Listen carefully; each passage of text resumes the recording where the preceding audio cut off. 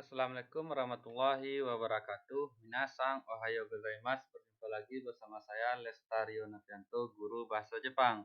Baiklah, sekarang kita masuk pada pertemuan ke-9 di mana materi kita mengenai bunke atau lebih dikenal dengan istilah pola kalimat. Nah, pola kalimat kali ini berhubungan dengan kosakata yang kita pelajari minggu lalu. Nah, sekarang kita lihat pola kalimat yang pertama, yaitu kata benda pertama, partikel wa, lalu kata benda kedua diakhiri dengan des. Pola kalimat ini digunakan untuk menyatakan nama, status atau pekerjaan dan kewarganegaraan dari seseorang. Nah, partikel wa atau kata bantu wa itu berfungsi untuk menunjukkan bahwa kata sebelumnya adalah topik atau subjek dari sebuah kalimat. Berarti kata benda pertama itu merupakan subjek dari sebuah kalimat.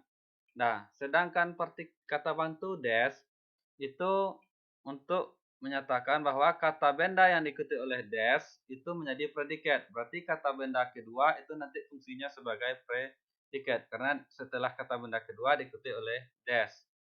Nah, selain itu kata bantu des juga merupakan penilaian atau kesimpulan dari sebuah kalimat dan juga untuk memperlihatkan rasa hormat kepada lawan bicara. Nah, kita lihat re-nya atau contoh kalimat. Re itu artinya contoh. Yang pertama kita lihat untuk menyatakan nama. Misalnya ada contohnya watashi wa Tanaka desu. Saya adalah Tanaka atau saya Tanaka. Yang kedua, ano hito wa Yamada sang desu. Orang itu adalah Tuan Yamada. Dan untuk menyebutkan nama orang lain harus kita ikuti dengan kata bantu sang. Yamada sang. Lanjut yang kedua, watashi wa Roni desu. Saya adalah Roni. Berikutnya, untuk partikel wa atau kata bantu wa itu ditulis dengan huruf H. Ditulis dengan huruf H tapi tetap dibaca wa. Nah, lanjut. Yang kedua menyatakan status atau pekerjaan. Misalnya contohnya, yang pertama, watashi wa seto desu. Saya seorang siswa. Yang kedua, Sakura sang wa gakusei desu. Sakura seorang mahasiswa. Yang ketiga, Tanaka sang wa sensei desu. Tanaka seorang guru. Nah, yang ketiga itu untuk menyatakan kewarganegaraan. Contohnya misalnya yang pertama, watashi wa Indonesia jin desu.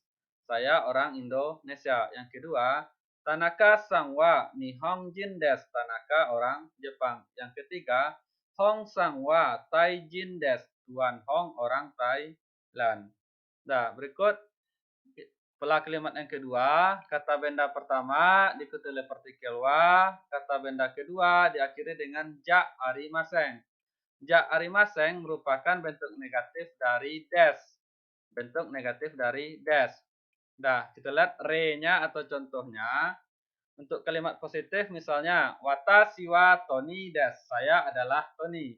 Kalimat negatifnya watashi wa Tony ja arimaseng. Saya bukan Tony. Atau contoh yang kedua, Tina sang wa ginkoin desu. Tina seorang pegawai bank. Kalimat negatifnya Tina sang wa ginkoin ja arimaseng. Tina bukan pegawai bank.